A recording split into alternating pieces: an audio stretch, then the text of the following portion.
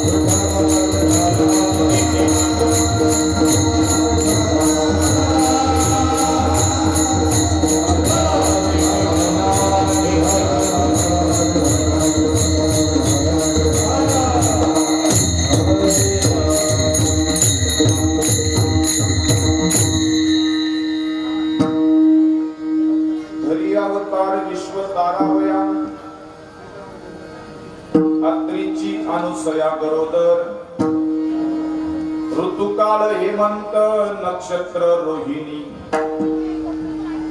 शुक्ल पक्ष दिनी पूर्ण तिथी तिथी पौर्णिमा मास मार्गशीर्ष गुरु तो वासर उत्सवकार एका जनार्दनी पूर्ण अवतार निर्गुण निराकार आकारले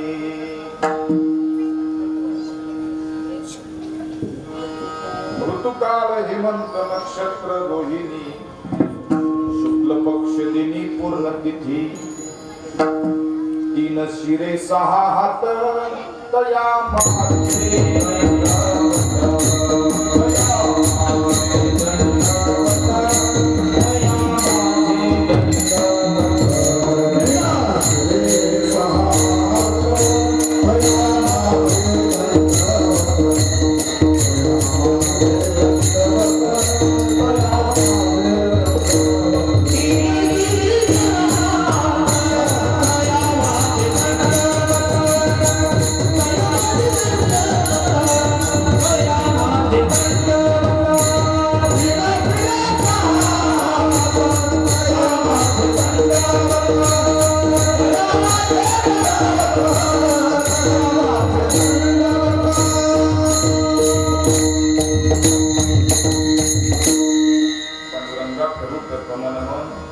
दुसरे चरण संतांची त्यांच्या कृपादानी कथेचा विस्तार बाबाजी सद्गुरु दास तुकार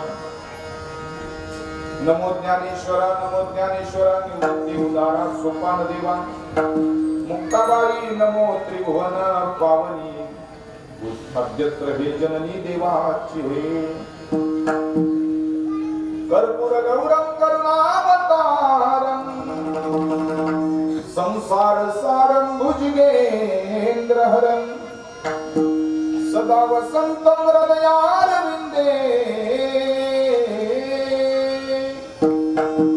भवं भवानी सहितं नमामि कैलासराना शिवचंद्रमौळी मनींद्र माथा मुकुटा झलाली कारुण्य सिंधू भव दुःखहारी तुझवीन शंभो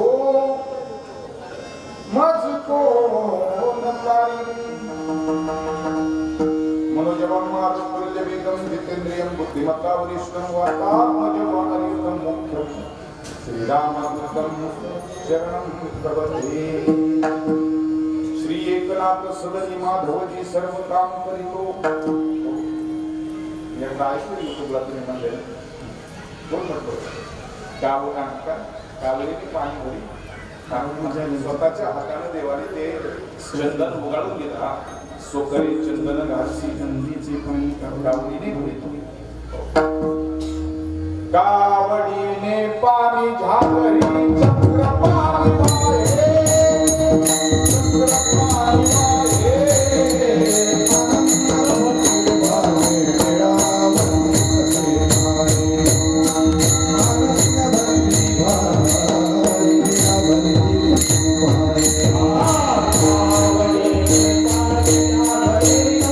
पाणी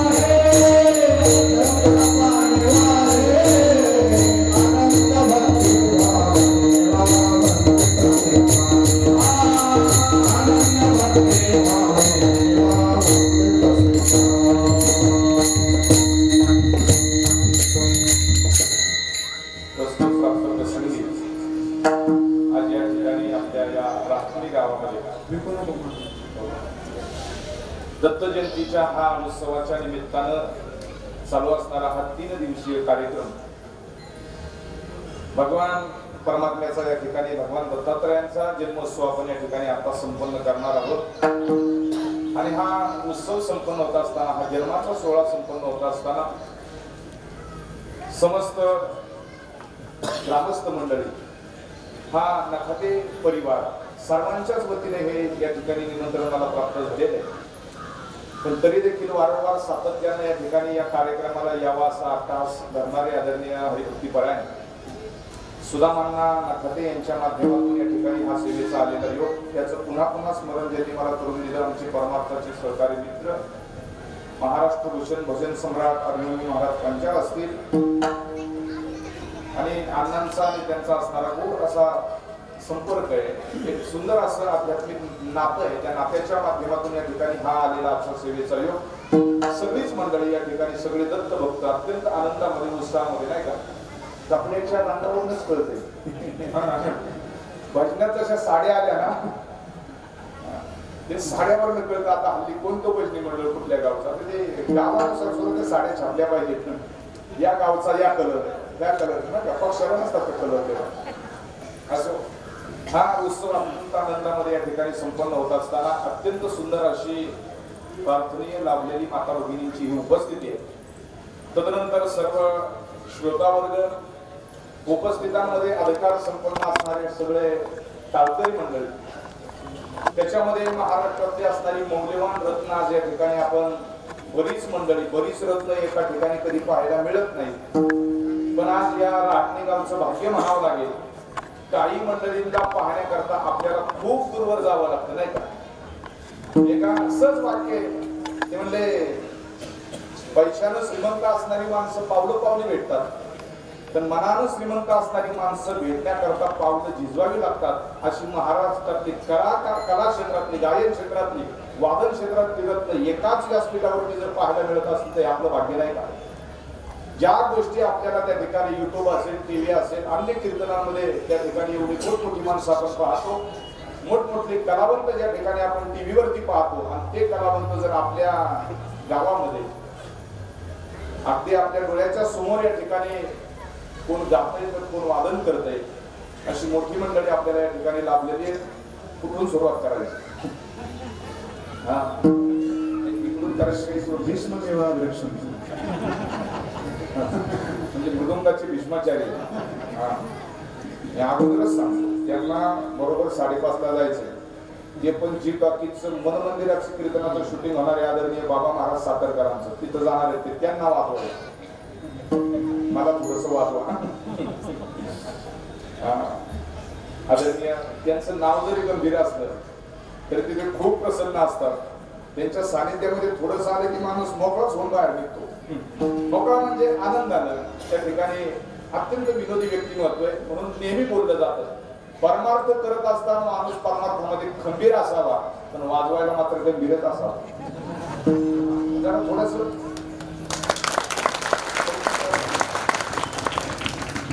एक गंभीर बसते म्हणून तुम्ही आपलं काहीच नाही, तुम्ही त्यांच्यापेक्षा गंभीर झाले। ही माणसं टीव्हीवरती पाहायला मिळतात आपल्याला साक्षात आज आपल्या समोर आहेत। हा म्हणजे गंभीर महाराज या ठिकाणी अत्यंत त्या ठिकाणी महाराष्ट्राचे लाडकं व्यक्तिमत्व, या ठिकाणी बाजूला असणारे ही महाराष्ट्राची रत्न आहेत। मृदंग क्षेत्रातलं दुसरं रत्न माऊली महाराज, बरोबर ना। हा, ही मोठी माणसं आज या ठिकाणी अण्णांच्या माध्यमातून आपल्या राहटी गावाने या ठिकाणी आज या व्यासपीठावरती आणलेली आहेत। मृदंगातली ही रत्न असतील, तदनंतर आमचे या परिसराला लाभलेलं भाग्य लक्ष्मणजी महाराज पंचाल या ठिकाणी आहेत।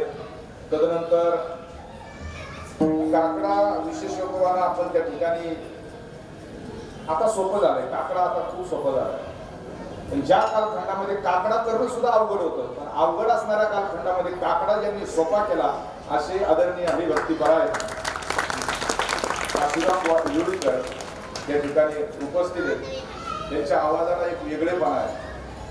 काकड्याचे असणारे अभंग कानावरती पडले की लगेच लक्षात येतं आवाज कुणाचा आहे, आणि आवाज कुणाचा हे पण लक्षात आलं पाहिजे ना, आवाज कुणाचा। काकड्याची असणारी ही परंपरा, काकड्याच्या गोड गोड चाली त्यांनी अभंगामधून गायलेल्या आहेत, अगदी दूरवरून आपल्या या गावामध्ये आलेले आहेत। तदनंतर महाराष्ट्रानं ज्यांना भजन सम्राट असा पुरस्कार दिला, मला वाटतंय मृदंग महर्षी सुभाष महाराज देशमुख गुरुजी यांच्या पुण्यस्मरणाच्या निमित्तानं जो मोठा कार्यक्रम होत असतो, त्याच्यामध्ये महाराष्ट्राचं वैभव म्हणून, महाराष्ट्राचं कला क्षेत्रातलं, गायन क्षेत्रातलं रत्न म्हणून ज्यांना भजन सम्राट म्हणून संबोधण्यात आलं, असे अभिमन्यू महाराज पांचाळ या ठिकाणी आज उपस्थित आहेत. या परिसरामध्ये अनेक त्यांचे म्हणजे गायनाचे क्लासेस चालू आहेत. बऱ्याचशा माता भगिनी, बरीचशी मंडळी त्यांच्या ठिकाणी गायन शिकतायत, भजन शिकतायत. आणि तदनंतर सोनेचा 15.5 चोकडे त्याशी रत्नाशी संगत जोडे, ते अधिक मोल चढे, मुगटी चढे महेशा.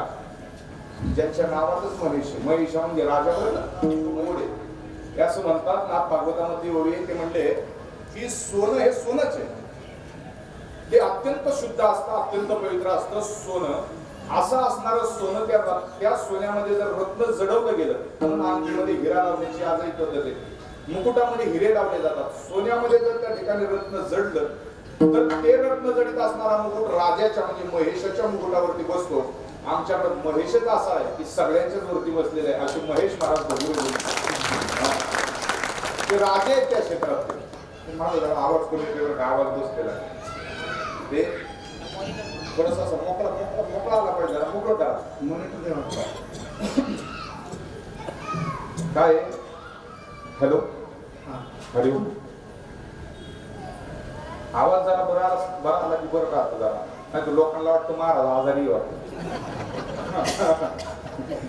नाही ते काल बसल्या अंदाज कोण लागून कोण माहिती नाही आपल्याला. मी नेहमी सांगतो हे काय असतंय, हे कीर्तनाचा आता दिवस आहे, म्हणजे हे नको म्हणायला. त्या कीर्तनाच्या म्हणजे घरोघरी जाणं होत असतं, अनेक ठिकाणी चांगल्या सुंदर पद्धतीचा पाहुणचार होतो, येत असतात बऱ्याच गोष्टी खाण्यामध्ये. मी नेहमी बोलतच असतो किंवा कीर्तन करायला, गायन करणाराला आणि स्वयंपाक करणाऱ्याला कधी सर्दी होऊ नये. नाही का ते म्हणजे कीर्तन करायला, गायन करणारा सर्दी झाली तर त्याला उंच पटीत गाता येत नाही. आणि स्वयंपाक करणारा जर झाली तर स्वयंपाकात मीठ टाकावं लागत. म्हणजे पोट भर जेवायची इथल्या आचारी लोक आहेत, 10-12 हजार लोकांचा स्वयंपाक चालला होती. आता नेमकी भानगड अशी आहे, तिकडून सुगंध येतो इकडं भाजीचा. मी नुसतं इकडं बघितलं की तिकडं काय झालंय ते मला कळते. भात तयार आहे, वरणही तयार आहे, भाजी झाली की मी सांगतो, मोकळं करतो सगळ्यांना.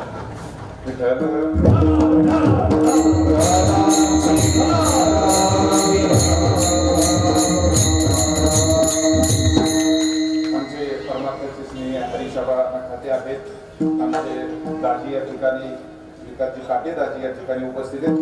सगळ्यांना वंदन करून मस्तक हे पायावरी या वारकरी संतांच्या सगळ्यांना वंदन करून भगवान दत्तात्रयांना या ठिकाणी आपण वंदन करू की ज्या नाथ महाराजांनी भगवान दत्तात्रयांची अत्यंत सुंदर अशी स्तुती केली. माझ्या आयुष्यामध्ये माझे गुरु सुद्धा भगवान दत्तात्रय, मला प्रार्थना सुद्धा माझे भगवान दत्तात्रय, माझी आई सुद्धा माझे दत्तात्रय, माझे पिता सुद्धा माझे दत्तात्रय. अशी स्तुती ज्या नाथ महाराजांनी केली, अशा स्तुतीमध्ये नाथ महाराजांना, भगवान दत्तात्रयांना आपल्या कथेचं निमंत्रण द्यायचं, सेवेला प्रारंभ करायचा. दत्त माझी माता, दत्त माझे पिता, दत्त माझी माता, दत्त माझे पिता, दत्त माझे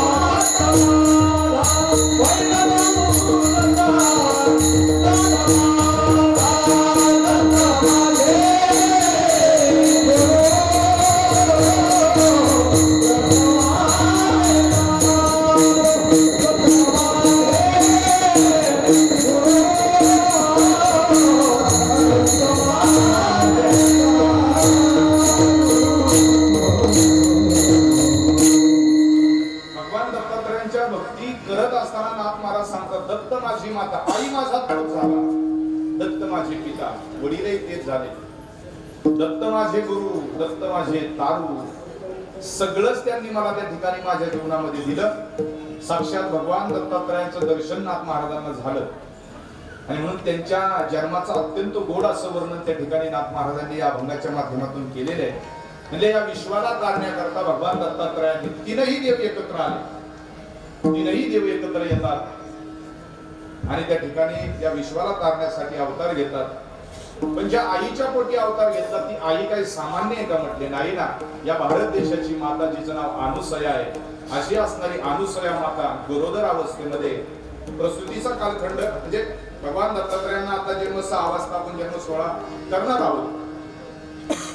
तर या अभंगाच्या माध्यमातून आई आणि आईचं गरोदरपणाची ती अवस्था ही जगामध्ये सगळ्यात श्रेष्ठ असणारी अवस्था, त्या अवस्थेचं वर्णन करायला नाथ महाराज विसरलेले आहे. स्त्रीच्या जीवनामध्ये गरोदर अवस्थेचं वर्णन काय असतं बोले आपल्याला कसा मिळेल तसं आपण त्या ठिकाणी थोडं चिंतन करण्याचा प्रयत्न करू.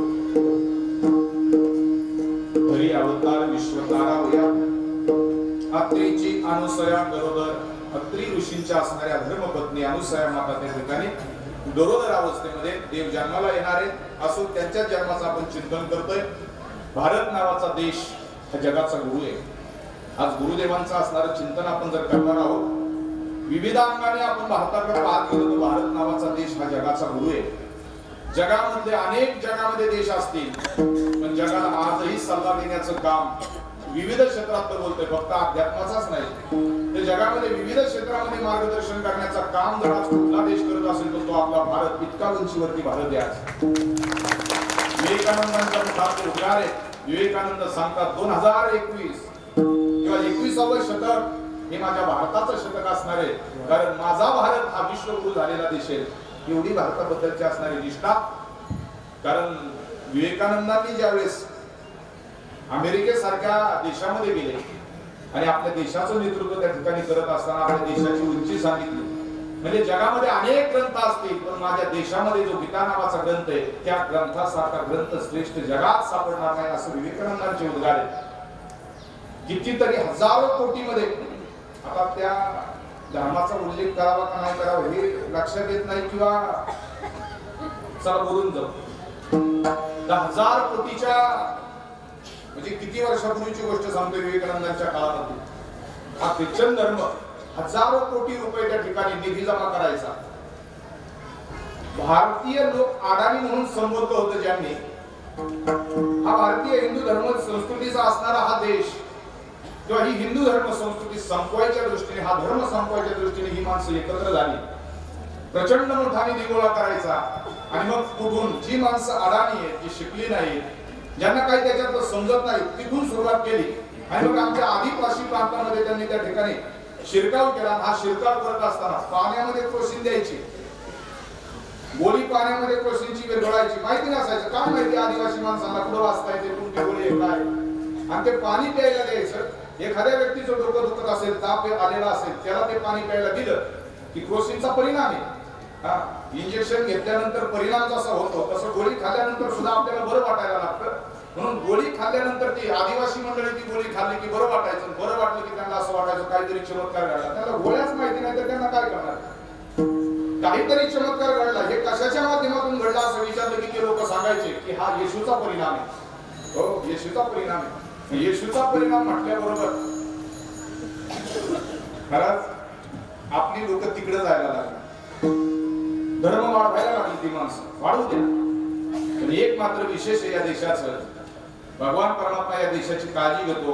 देव म्हणतात मी पुन्हा पुन्हा येणार आहे, काय बिघडलं तुमचं तर. त्याचं वाक्य आहे ना, कुणी काल बिघडा करायला लागली तो असं पहिले वेळा नाही म्हणता, एकदाच म्हणला गीतेमध्ये यदा यदा ही धर्म. त्याला ते सारखं सारखं म्हणणं त्याला आवडत नाही, ते लवकर येत नसते.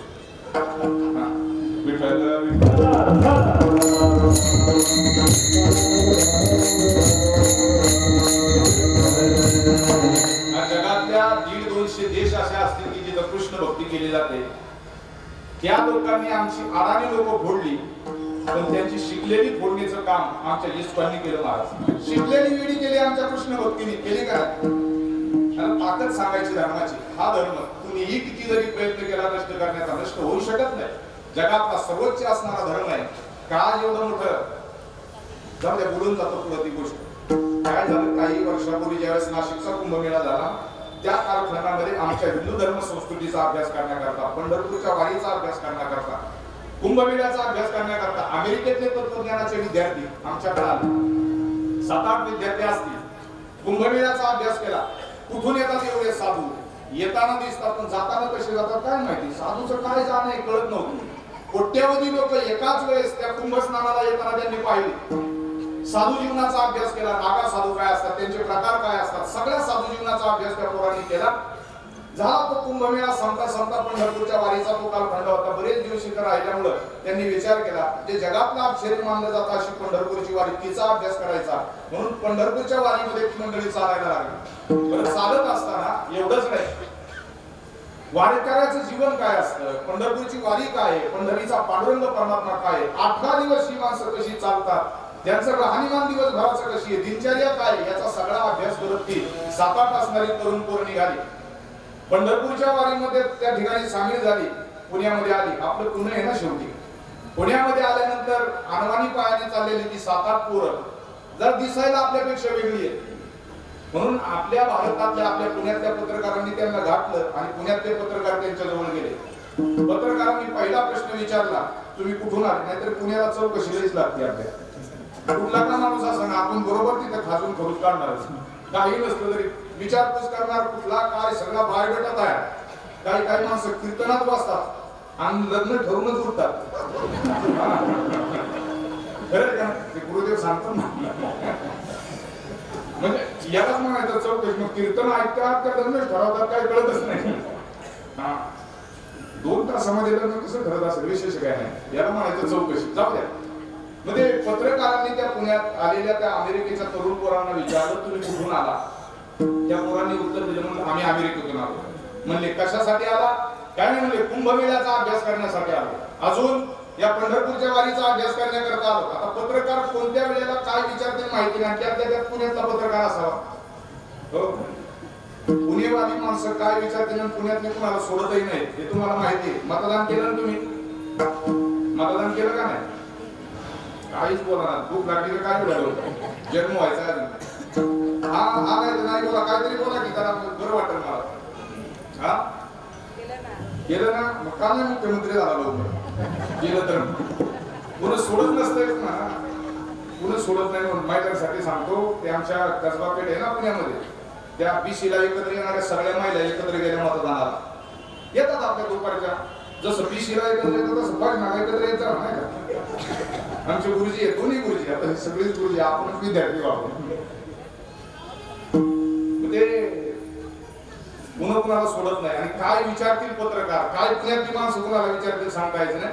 कसबा पेठेमध्ये ते मतदानाला गेल्या. 5-6 जणींचा असा ग्रुप, मैत्री एक बरोबर मागं पुढं मतदानाला गेल्यानंतर, आता मतदानाला आपण गेलो की पहिला आपल्याला जो अधिकारी लागतो तो अधिकारी आपल्याला आयडी विचारतो, मतदान तो यादीतला नंबर विचारतो, आयडी प्रूफ मागतो. आपण ते आधार कार्ड असेल किंवा मतदानाचं कार्ड असेल अथवा अन्य जे काय आपल्याकडे असेल प्रूफ ते आपण त्याला दाखवतो अथवा देतो, किंवा आपला मतदार यादीतला नंबर सांगतो. 2 नंबर सांगून झालं की पुढचा एक अधिकारी असतो, तो काय काम करतो, 2 नंबरचा अधिकारी तो आपल्या बोटाला शाई लावण्याचं काम करतो. शाई लावल्यानंतर पुढे सही करतो, मग आपण मतदानाला जातो. असा क्रम असतो. मग काय झालं, त्या 5-6 जणी नंबरला एका पाठीमागे एक होतं. अधिकाऱ्याला तिने नंबर सांगितला, 50 वर्षाचं वय असावं तिचं. पुढे गेली, त्या अधिकाऱ्याने शाई लावली. शाई लावल्याबरोबर तिच्या डोक्यात काय आलं काय माहिती, तिने विचारलं, म्हणजे साहेब, म्हणजे ही शाई किती दिवस टिकती? साहेब म्हणला, टिकती 2-3 महिने, मुख्यमंत्री होतोपर्यंत टिकत. असं साहेब तिला म्हणला, आपल्या टिकती 2-3 महिने. बरं, 2-3 महिने टिकती म्हणलं. ह्या 50 वर्षाच्या महिन्याने त्या साहेबाला विचारलं, म्हणजे एखादी एक्स्ट्रा बाटली आहे का तुमच्याकडे? साहेब म्हणला, कशाला लागते? काय नाही म्हणले, डोक्याला लावायला घरी जाऊन. हे 50 नंतर कळलं.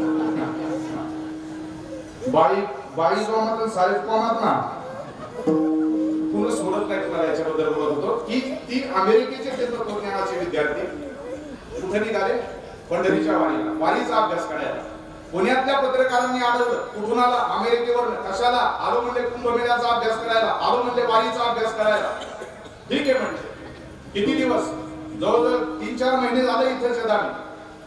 काय पत्रकारांच्या मनामध्ये आलं? त्या पत्रकारांनी पोरांच्या पायाकडे पाहिलं तर पोरांच्या पायामध्ये चपला नव्हता. चपला चपला नव्हता म्हणून पोरांनी त्या पत्रकारांनी विचारलं, म्हणजे तुम्ही इतके दिवस इथं आले, पंढरपूरच्या वारीत चालले, पण पायामध्ये तुम्ही चपला का नाही घातल्या? त्या पोरांनी दिलेलं उत्तर खूप गोड होतं. आपल्या देशाबद्दलचं आपला स्वाभिमान वाढवणारं उत्तर होतं. त्या पोरांनी काय सांगावं? म्हणजे काय नाही, आम्ही आमच्या देशातून आलो, पण ज्यावेळेस संस्कृतीचा, तुमच्या हिंदू धर्म संस्कृतीचा अभ्यास ज्यावेळेस आमच्या देशात असताना करत होतो, त्यावेळेस आमच्या वाचनात असं आलं की हा भारत देश जगातला असा एक देश आहे की हा अध्यात्माचा जगाचा गुरु आहे. दुसरी गोष्ट, या भारत देशामध्ये गावागावांमध्ये त्या ठिकाणी अशी मंदिरं आहेत, ज्यावेळेस गावामधून मंदिरामध्ये जायला लोक निघतात, आपल्या घरामधून मंदिरापर्यंत जायला लोक निघतात, तेव्हा त्यांच्या पायात चप्पल असते.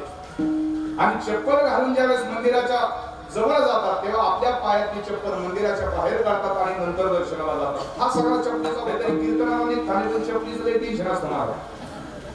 खाली कीर्तनाला यायची पण चप्पल वेगळी. आमची महाराज मंदिर रे ती कीर्तनाला जायची चप्पल देतो, कुठल्या कंपनीची असते माहिती नाही. बरोबर आहे का? जायलाच लागल्यावर सारखं काय करणार? हल्ली लोक पण हुशार आहेत, चपल्या कीर्तनाला नाही चांगल्या ते त्यांनी सांगितलं. या देशामध्ये जेव्हा आम्ही आलो तेव्हा आमच्या देशामध्ये असं आम्ही वाचलेलं आहे. या हिंदू धर्म संस्कृतीचा अभ्यास करताना आम्ही असं वाचलेलं. एकदा काय झालं, ते मंदिरामध्ये एक जण दर्शनाला चाललं होतं. मंदिराच्या बाहेर त्याने असा सुंदर बूट काढला, 2-2.5 हजाराचा बूट असेल त्याचा. पण त्याला शंका होती तर बूट चोरीला जाण्याची शक्यता आहे, म्हणून त्याने काय केलं, शरीर सर पाठी लावली. म्हणजे बूट चोरण्याचा कोणी प्रयत्न करू नये, मी बॉक्सिंग चॅम्पियन आहे. आज पाठी लावली मंदिराच्या बाहेर, बुटाच्या शेजारी ते दर्शनाला गेलं. दर्शन करून बाहेर आलं, बूट नव्हता पण दुसरी पाठी लागली होती तिथं. मला पकडण्याचा प्रयत्न करू नये, मी ऑलिम्पिक चॅम्पियन आहे. त्याला म्हणायचं की सर चोरी, ही स्टँडर्ड चोरी झाली. त्या पोरांना पत्रकारांनी विचारलं, म्हणजे पायामध्ये चपला का नाही घातल्या? त्या पोराचं उत्तर आहे का? ते सांगतात की या भारत देशामध्ये आल्यानंतर, भारत देशामधल्या गावागावामध्ये मंदिरामध्ये ज्यावेळेस माणसं जातात त्यावेळेस मंदिरापर्यंत चप्पल नेली जाते, पण आतमध्ये देवाच्या जवळ जात असताना पायातली चप्पल मंदिराच्या बाहेर काढली जाते. हा भारतातला रिवाज आहे. म्हणजे हो, बरोबर आहे. मग तुम्ही पायामध्ये चप्पल का नाही घातली? त्यावेळेस पोरांनी सांगितलं, हे जर भारतामध्ये गावागावामध्ये मंदिरामध्ये लोक जर जात असताना चपला घालत नसतील तर हे जग म्हणजे आमच्या दृष्टीने एक गाव आहे. हे जग म्हणजे आमच्या दृष्टीने एक गाव आहे, आणि या जगरूपी गावातलं मंदिर जर काय असेल तर तो भारत देश आहे. म्हणून आम्ही भारतात येताना पायात चपला घातला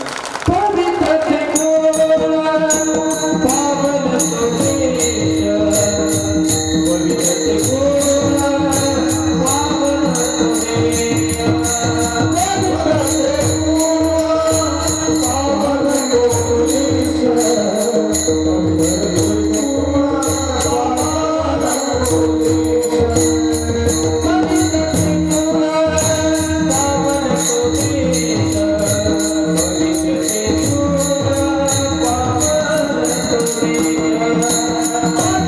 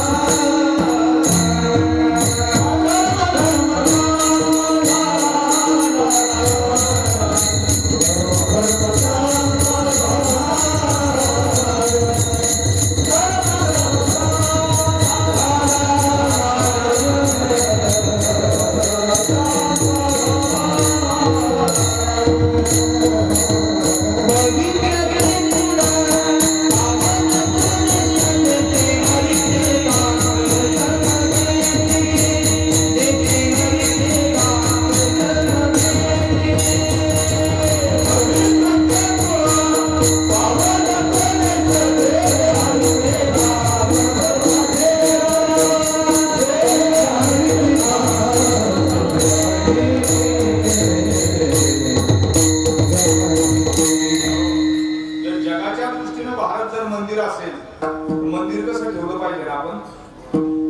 मंदिरातल्या माणसांनी कसं राहिलं पाहिजे ना आपण? म्हणून आम्हालाच कळालंच नाही कसं राहायचं, तर आमचे ज्ञानोबाराय शिकवतात ना मंदिरात कसं राहायचं या. आमचे तुकोबाराय शिकवतात ना या मंदिरामध्ये कसं राहायचं. आमचे नाथ महाराज शिकवतात. सगळे संत शिकवतात ना या महाराष्ट्रालाच नाही, देशालाच नाही तर अख्ख्या जगाला शिकवतात. काय वागणं आहे संतांचं? असं सांगायचं एक की हा देश इतका पवित्र आहे. जगाच्या दृष्टीनं भारत देश हा मंदिर आहे. जगाच्या दृष्टीनं भारत हा अध्यात्माचा जगाचा गुरु आहे. आणि आज गुरूंचं चिंतन आपण करणार आहोत. भारत मातेकडे गुरु या दृष्टीनं पाहिलं जातं. भारत देशाकडे आई या नजरेनं पाहिलं जातं. जगाची आई आहे भारत. सांगायची एक महत्वाची गोष्ट अशी आहे की जगामध्ये अनेक देश असतील, 200 पेक्षा अधिक देश जगात आहेत. पण असा कोणता देश आहे की ज्या देशामध्ये देवाने जन्म घेणं पसंत केलं? प्रमाण गोड दिलं महाराजांनी की जेथे आधीचे असं जन्म घेतला. जगातला असा कोणता देश आहे की ज्या देशामध्ये देवाने जन्म घेतला? सांगा ना, कुठलाही सांगा. इंग्लंड सांगा, फ्रान्स सांगा, रशिया सांगा. का बरं देवाला अमेरिकेतली आई आवडली नसेल जीन्स पॅन्ट वरची? आवडायला पाहिजे होती ना. का आवडली नसेल? नाहीतरी अमेरिकेतून आपल्यात काय फरक राहिला? या भारत रूपीच मंदिरातल्या आयाच आता जीन्स पॅन्ट वरती फिरायला लागल्यात. पुढच्या पिढीतल्या किंवा लहान लहान मुलांनी आता पुढे पदर कुठं शोधायचा आईचा?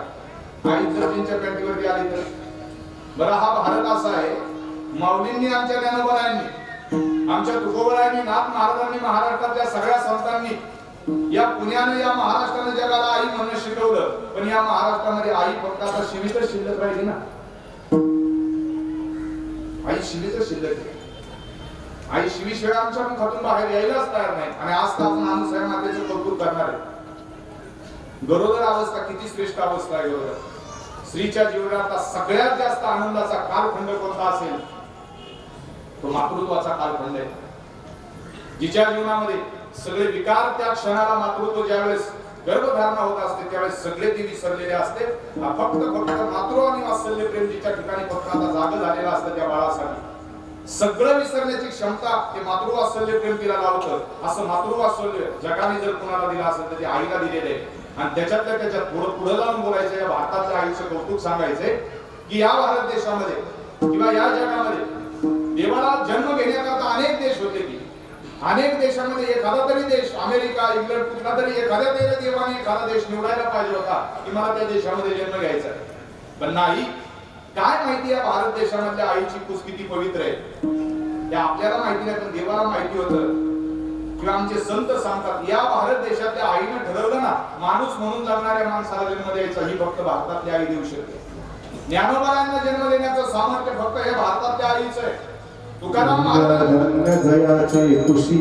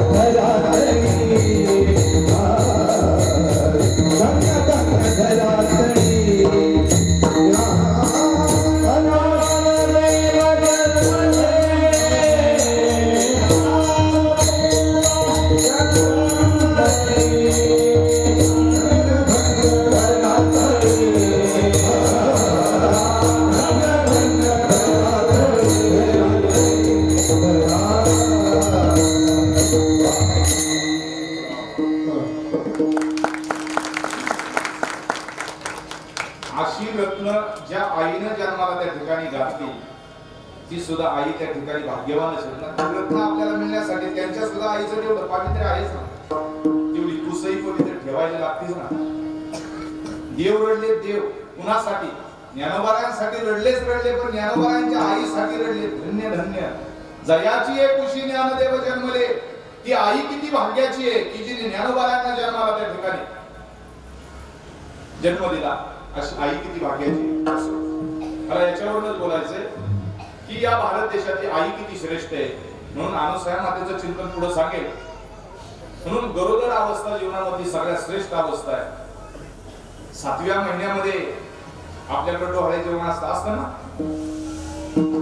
आपल्याकडे लय वारी डोहाळे असतात. डोहाळे जेवण आपलं पुन्हा असं कार्यालय घेऊन साजरं करतं. पण कार्यालय घेऊन जरी डोहाळे जेवण साजरं केलं तरी महिलांना विचारतात तुला काय वाटतं ग? ती म्हणते मला माती खाऊशी वाटतं. सगळं जातंय ना माती. पुढे माती एकच काम. कुणाला जसं वाटत नाही. रे धनुष्य मारी रे रावणा लंका विभीषणा देईन मी. हो विभीषणाला मी लंका देईन असं म्हणणारी आमची कौशल्या माता होती. सुंदर ते ध्यान नंदाच्या सुंदर ते ध्यान.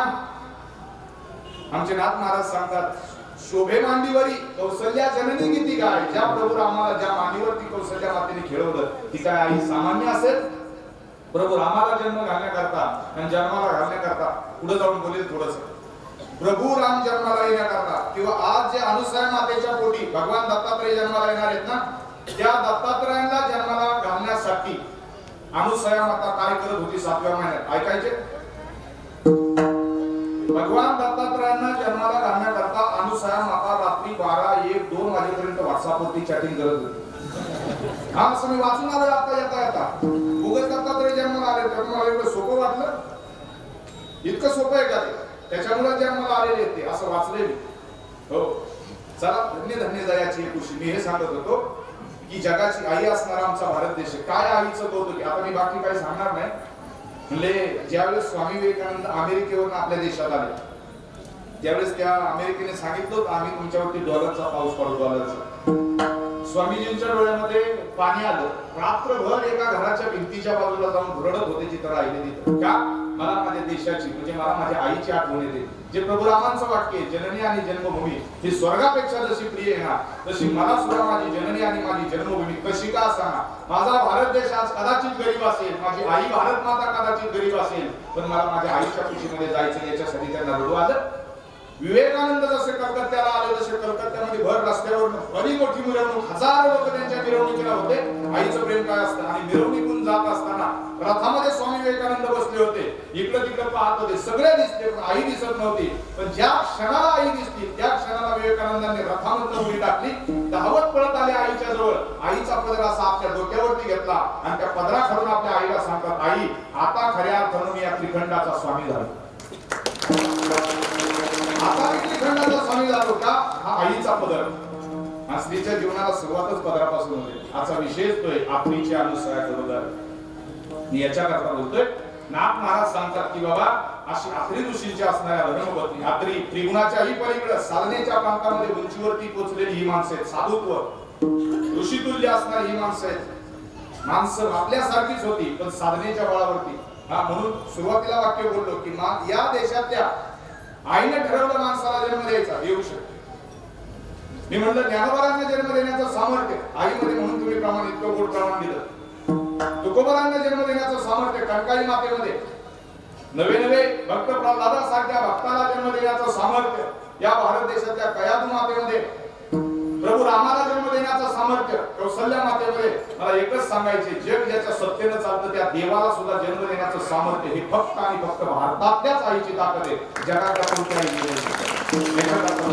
म्हणून नाथ महाराज सांगतात की अशा आत्री ऋषी त्रिगुणाच्या पलीकडे असणारे जे आत्री आहेत आणि जिच्याकडे असूया नाही अशी अनुसया माता ती गरोदर अवस्थेमध्ये. त्या गरोदर अवस्थेचं वर्णन त्या ठिकाणी अभंगाच्या पहिल्या चरणापासून अवतार विश्वतारा